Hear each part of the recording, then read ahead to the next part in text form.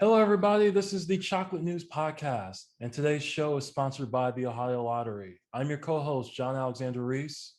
And I'm your other co-host, Morgan Angelique Owens.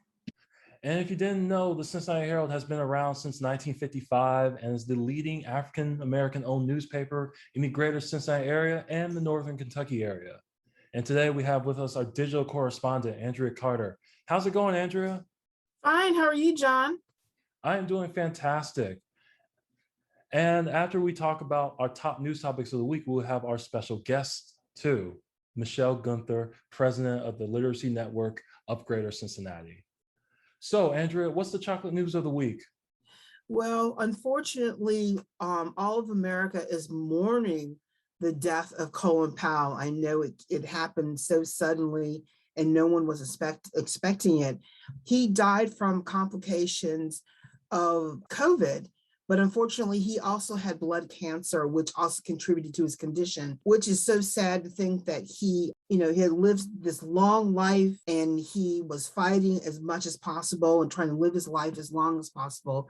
But unfortunately, the combination of the cancer and the COVID together just weakened his system where he just couldn't fight it anymore. He leaves a long and wonderful legacy of contributing to America's military might.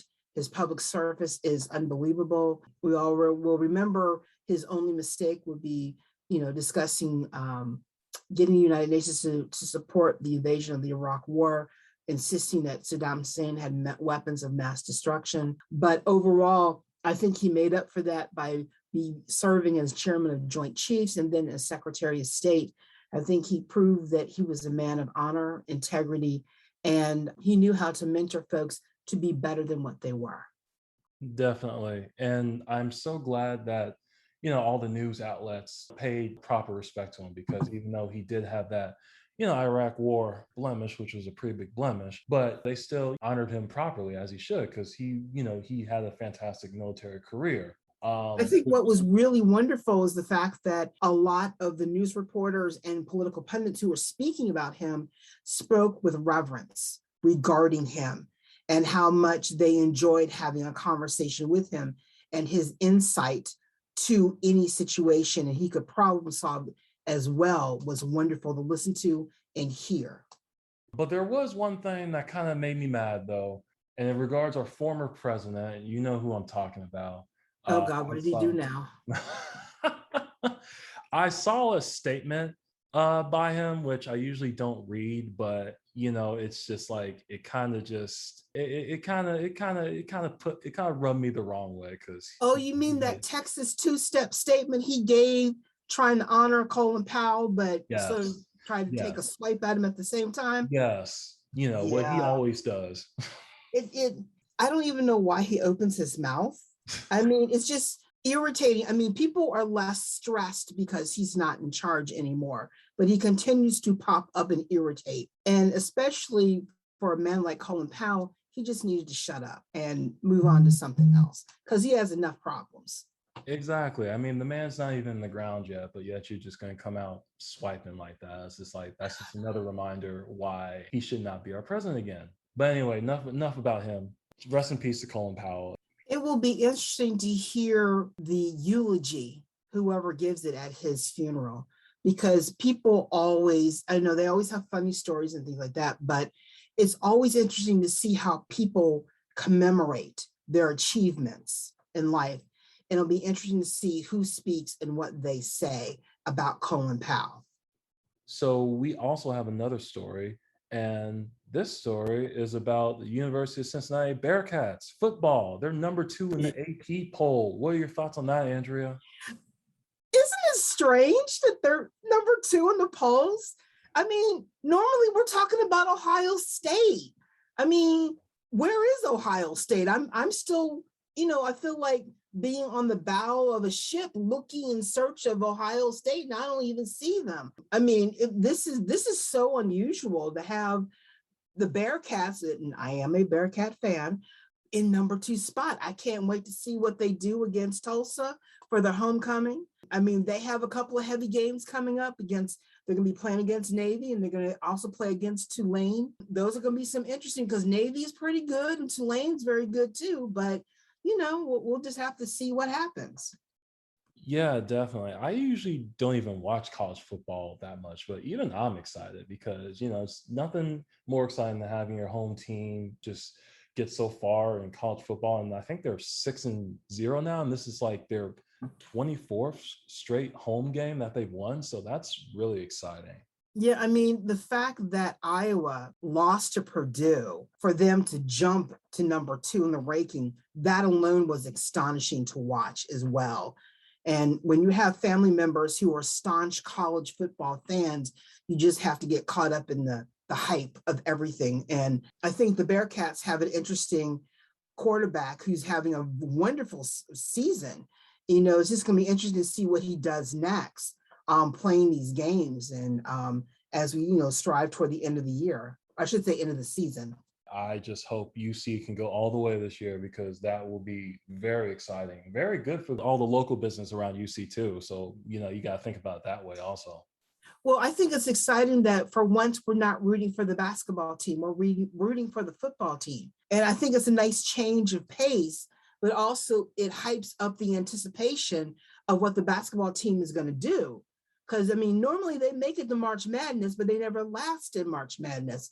So if the football team gets a victory and, has a championship season, I'm sorry, but the basketball team is going to be put on a pedestal of a higher level to be of expectation. And so I'm going to be expecting a lot this year from our Bearcats. Now let's move on, because we have a special guest, and I want to reintroduce Michelle Guenther, president at the Literacy Network of Greater Cincinnati. How are you doing today, Michelle? I am doing well. Thank you so much for having me. I'm glad that you're with us. So my main question is, can you tell us more about the organization that you're part of? Sure, I would love to. I feel very fortunate that I get to be a part of this organization. It actually started about 35 years ago, and I was a volunteer for this organization before I became an employee. And my mom actually was a volunteer that assisted our adult students and shared with me about this organization. And as soon as I started volunteering, I became inspired by the mission. And when we began 35 years ago, it was primarily for adults who read below 4th grade reading level. But over time, what we came to realize is that we really need to service both children and adults. And so over the years, before I got involved, they started to do school-based programs. And so that is the bulk of what we do, is placing about 1,500 tutors every year within Cincinnati Public Schools. We also work with Boys and Girls Clubs. And but then we also have a adult program for those adults. And then we have a little free library program we started 3 years ago to get book access throughout our community, because we know we have an incredible library system in our community, but not every neighborhood has a library nearby. And so we have over 130 of those out in the community now, and are continuing to add more. And then we are also launching a new endeavor called the Queen City Book Bank, which actually we just moved 3 weeks ago and are opening our doors next week. So it's been a busy time. That's great. That sounds very fascinating. So how successful has your program been so far? Like, do you have a statistic on that, or like? Sure. Yes. So what we learned if we look at the tutoring program, that I think is one of our most successful, because we try to get that early intervention while the kids are learning to read, because we know that like 2nd, 3rd grade are critical times for kids, because if you don't learn to read by those grades, when you get to 4th grade, you're on to other subjects and you tend to fall behind quicker. So that extra support has really helped pull kids along during those times when they're struggling. But our Little Free Library program, which was, we just started that one 3 years ago. We have some statistics on that really helped convince me and convince our board to do that program. We know that in some communities, there is like only one age appropriate book for every 300 kids. And we thought, gosh, we have an abundance of books. We just aren't really getting them out to the community in the best way possible, because we would do, we'd get lots of book donations, and then we'd give them away a few times a year to different schools. And the kids were always really excited to get them, but they didn't have a steady supply. And so we decided to make an investment, and I went to the neighborhood summit, and I met some really amazing people who care about their communities, and they were some of our first Little Free Library stewards. We gave them the Little Free Library, and then they would give us feedback on what their neighbors were looking for. So it can run the gamut from, we have somebody that moved in that doesn't speak the language, so we need some bilingual books. Or, I have a child who really loves Diary of a Wimpy Kid. Can you get me that? Or, I have a history buff. And so we have been able to really learn more about the community, and we are working really hard to get books out there that resonate with the people who are reading them. And so we not get enough diverse books donated to us. So within the first month or two of that program, we realized that, and we were like, well, we got to write for grants and for this. So we started writing for grants so we can go out and buy those books. And so that actually led us to the Queen City Book Bank. And we actually have a larger facility. We're right down in Queensgate, but that will enable us to really help distribute over 350,000 books a year, but really make them targeted to the kid for what the kids need. And I'm very excited about that. We're working with all the partners that we currently work with. We work with schools, Boys and Girls Club, the rec center, but with this additional program, we're going to work really hand in hand with teachers, because we know that teachers know kids and their reading levels best and their interests. And so a teacher will actually be able to go on to our online portal and see what books are out there, and they'll be able to specifically choose books each month for the students in their class. And I'm excited about that. I have 3 daughters, and all 3 of them are into different things. And so none of them want to read the same books. And so I know that's the case for everybody's kids. We all have our own interest. And so I am excited to be able to kind of leverage technology and our volunteer power to help kind of inspire kids who may be reluctant readers. That's amazing, because it's always good to get people to read. I feel that, people don't read anymore. So that's a great service that you're doing. Oh, well, thank you. I often say, like, I feel very blessed to get to do the work that we do, because I work at this very virtuous intersection. Every single day, I get to see people who want to help. And I also see people who humble themselves and ask for help. And I think that is a very hard thing to do. And to be able to connect those two groups, it's kind of like this magical thing that gets to happen. And every day I am reminded of that. And reading has made a huge difference in my life. And I just want to make sure that we can give the resources that we have, because we certainly do have an abundance of resources in this community. And when you go to the book bank already, you should see the number of books that we already have there. And if we can strategically get that out so that kids can be inspired, I really think we can change the trajectory for those kids, as well as the children and adults that'll come and volunteer, because really it's going to be volunteers that are going to help us accomplish this mission. And they're critical to what we're doing. So we kind of can't have one without the other. And we see a lot of kids who've gotten help over the years, that they were tutored, and then they've come back down the road and said, I got back and help. And that's really neat to see too. Well, that is fantastic. That's fantastic. Well, thank you for coming on and talking to us about this program. It's great. Where can people donate, or where can people go to find out more about this program? Yeah, so if you would like to go to queencitybookbank.org, there's more information about that program, as well as we're in the process of merging. This is a joint endeavor between the Literacy Network and the Blue Manatee Literacy Project. So currently we kind of have three entities right now, but ultimately we're all going to be one entity. And the Queen City Book Bank will provide Literacy Network programming for our adults and our children. So the Literacy Network website, which is www.lngc.org, is where they can get information on that adult program, as well as all of our other legacy programming for children. And sorry, it's a little confusing now that we have two of these websites, but hopefully by the end of March of 2022, we will be all merged in one, and we'll be kind of your one-stop shop for literacy needs. And if we're not the one to provide it, we can connect you to the right people as well. Well, that sounds fantastic. Oh, well, thank you so much for having me. Yeah, no problem. No problem.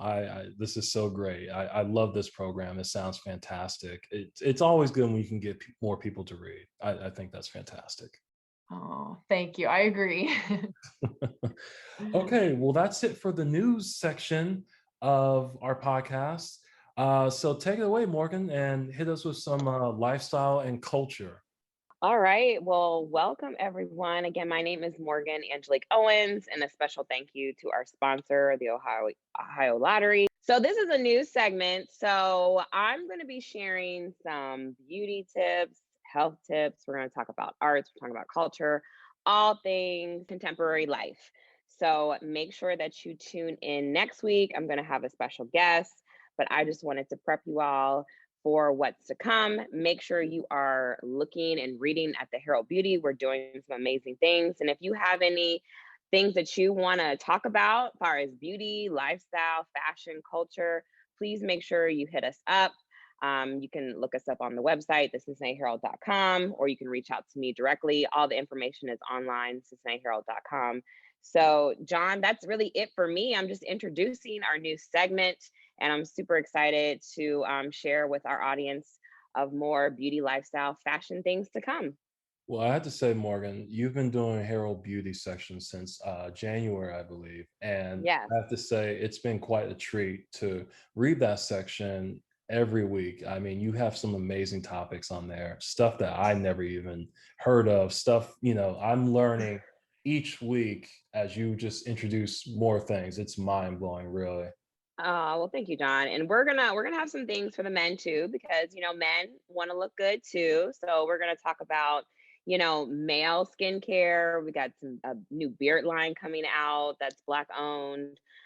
So men, don't think that we're leaving you out of the conversation. And then John, we had our first event a month ago, and it was amazing. Palmer's was our lead beauty sponsor, and the people really seem to enjoy it. So we're very excited for what Herald Beauty is going to do in the future. Yes, and I can't wait to see all future podcasts with your section. It should be very, very exciting. Thank you. Okay, well, that's it for today's show. You can find more information about today's topics and past podcast episodes at www.thecincinnatiherald.com, the Sesh newsletter, and on our social media. We're on Facebook, Twitter, Pinterest, Instagram, and LinkedIn. I know that's a lot, but we have to be on social so you can keep up with us. And once again, I want to thank the Ohio Lottery for sponsoring this podcast. We greatly, greatly appreciate it. Oh, and also make sure to subscribe to our podcast on your favorite podcast app. We're on Apple, Spotify, Stitcher Radio, iHeartRadio, Amazon Music, Audible, and TuneIn Radio. I know that's a lot, but we got to make sure it's available everywhere so you guys can listen to it.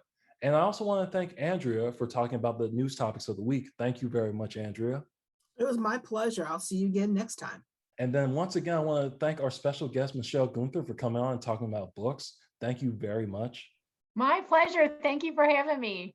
I'm John Alexander Reese. And I'm Morgan Angelique Owens. And have a good day.